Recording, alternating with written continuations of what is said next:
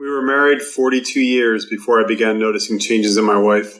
She began to exhibit an edge about her she had never exhibited before.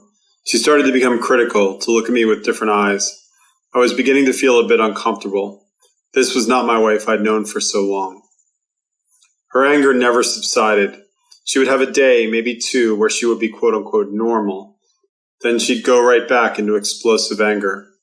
Over the course of the next year and a half, it was like I was in a boat, out in the middle of the ocean being tossed wave after wave. I searched and searched for what was happening.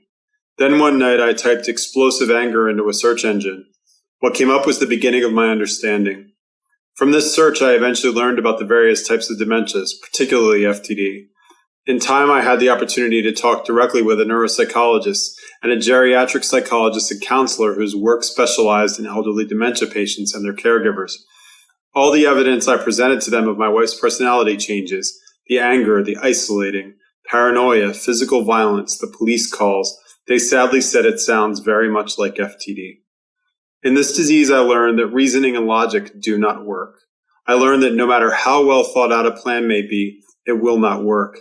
This disease is what it is. We can only respond to their behavior, never the other way around, and that is contrary to everything in how we think and how we act. I'm learning to trust that God will lead her and I through this. Tom L., Roseville, Minnesota.